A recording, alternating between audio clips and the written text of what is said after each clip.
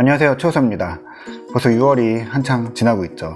6월이면은 사실 초에 이제 애플의 개발자 행사 월드와이드 디벨로퍼 컨퍼런스가 열려야 되거든요. 그 WWDC라고 하죠. 원래 이 WWDC는 하드웨어 발표나 뭐 제품 발표 이런 게 아니라 개발자 행사고요. 새로운 앞으로 이제 1년을 이끌어 나갈 새로운 운영체제랑 그에 맞는 뭐 개발 환경, 뭐 API, 개발 도구 이런 것들이 중심이 되는 그런 개발자 행사거든요. 그런데 가끔 이제 하드웨어가 툭 튀어나와서 어느 순간 WWDC에서 하드웨어도 나오는구나, 신제품이 나오는구나 이런 기대가 계속 있어서 연초부터 나오던 소문들 중에서 실제로 나오지 않은 제품들이 이 WWDC에 나오지 않을까, 그런 소문들이 계속 나오고 있죠. 실제로 이제 2017년에는 iMac 프로가 발표가 됐었고요.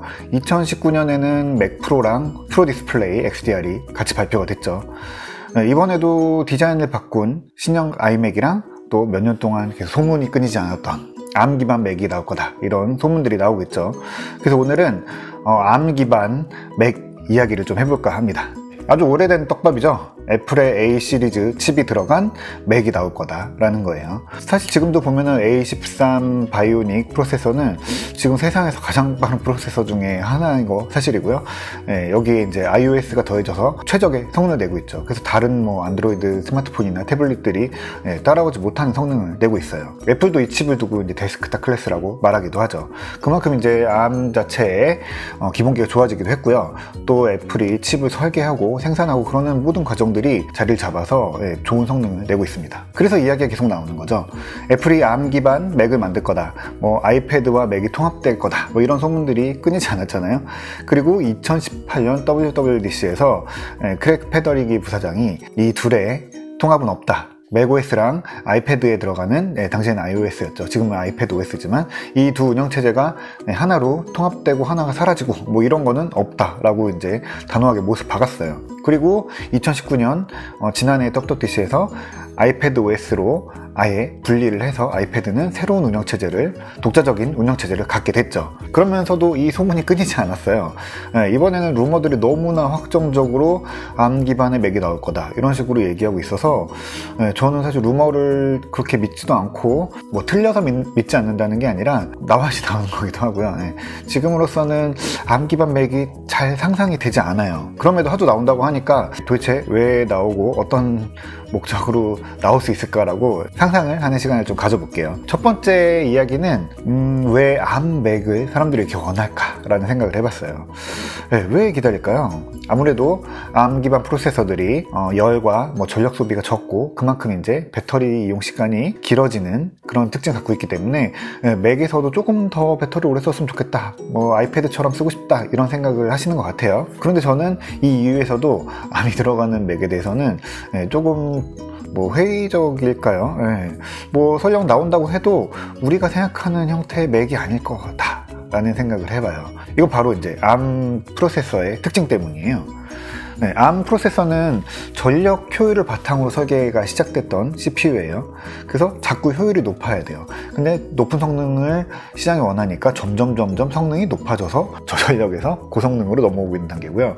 반면 이제 인텔과 AMD로 대변되는 X86 프로세서는 고성능을 추구했었어요. 거기에 전력 효율성이 이제 거꾸로 따라붙는 형태인 거죠. 그러니까 추구하는 방향성이 처음에는 달랐지만 점점 이제 하나로 뭉쳐오다 보니까 어느 순간에는 이 둘이 골든 크로스가 되는 지점이 오지 않을까라는 이야기들이 계속 나왔던 거죠. 그러니까 인텔은 배터리가 오래가는 CPU를 만들게 됐고, ARM은 성능이 더 좋은 프로세서를 생산할 수 있게 된 거죠. 자, 그러면 이 둘이 언젠가 만나서 역전이 되는 부분도 생길까요?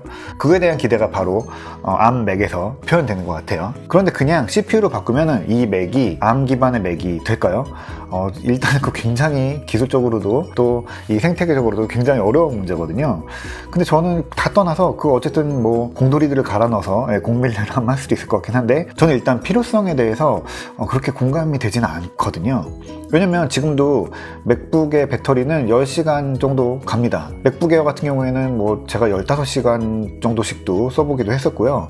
맥북 프로도 뭐 10시간 정도 쓰려면 쓸 수 있거든요. 배터리 쓰는 시간이 뭐 더 길면 좋지만 저도 10시간 넘는 거는 그렇게 큰 의미는 없다고 보거든요. 암을 넣는다고 해서 20시간, 30시간 가는 노트북, 뭐 글쎄요. 아이패드도 애플이 얘기하는 배터리 시간은 10시간이고요. 뭐 실제로 10시간 좀 넘게 쓰기는 하죠. 그러니까 10시간이 넘는 거는 애플도 큰 의미 없다라고 생각을 하는 거예요. 자, 그러면은 20시간, 30시간 갈 필요가 없으면 배터리를 줄이면은 더 작은 노트북이 될 수 있죠. 더 작은 맥북을 만드는 게 애플의 목표일까요? 일단 작게 만들면서 배터리 성능을 얻으려면은 저전력 프로세서가 핵심이거든요. 전력을 적게 먹어야 배터리 양을 줄일 수 있고, 배터리 양을 줄여야 폼팩터가 노트북이니까 작아질 수 있는 거죠. 노트북 무게나 부피의 대부분은 사실 배터리예요. 그걸 얼마나 줄이느냐가 이제 더 작고 가벼운 노트북 만드느냐의 핵심이거든요. 그래서 애플도 그거를 했던 경험들이 많이 있어요. 바로 그게 12인치 맥북이었던 거죠.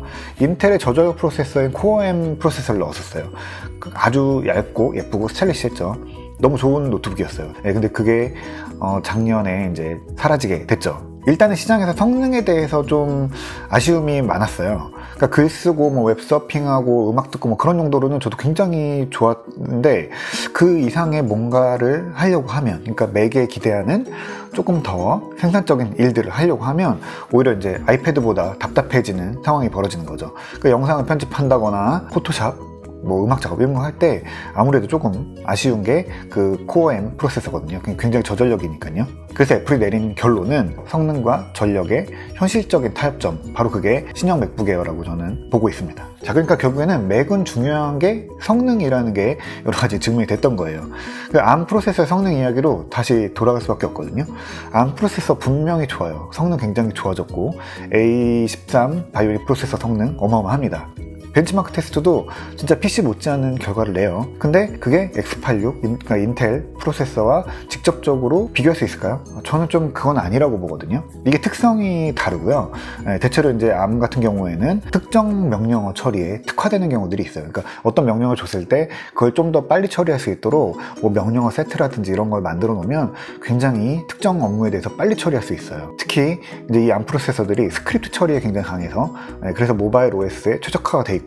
동영상이나 이미지 처리 이런 거에 굉장히 높은 성능을 낼 수 있도록 설계가 돼 있죠. 이런 부분에서는 분명 인텔보다 빠를 수도 있어요.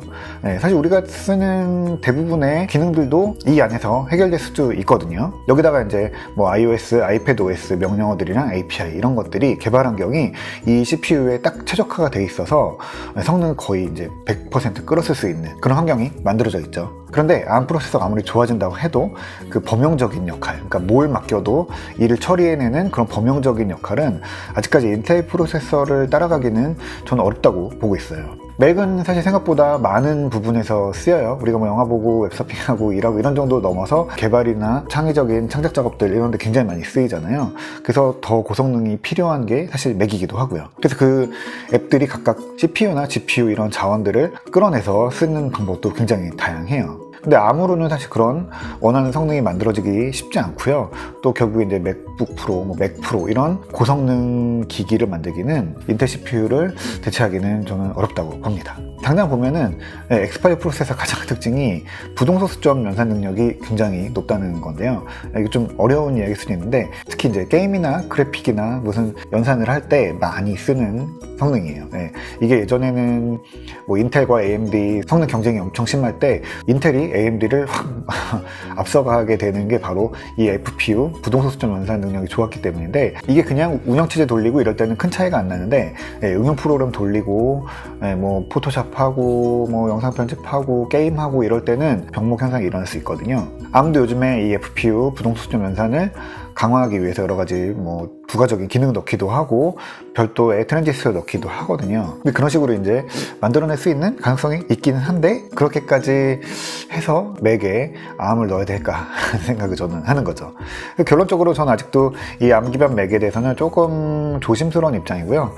뭐 그게 절대 안 나올 거다, 뭐 그건 안 돼, 뭐 이런 타기보다는 왜 나와야 할지에 대한 명백한 이유 이런 것들이 아직은 좀 잘 떠오르지 않는다라고 봅니다. 근데 사실 지금 보면은 당장 나와도 전혀 이상하지 않은 분위기죠. 네. 그래서 저는 실제 이 맥이 나오면은 우리가 생각하는 형태의 맥이 아닐 거다라는 생각을 하고 있어요. 그래서 다음 이야기에는 만약에 애플이 ARM 맥을 만든다면 어떻게 만들까라는 거에 대해서 제가 상상의 나래를 막 펼쳐서 가짜뉴스는 아니고요, 명확히 상상을 한번 이야기해 볼까 합니다. 이번 이야기 여기까지 할게요. 다음 이야기도 지켜봐 주세요.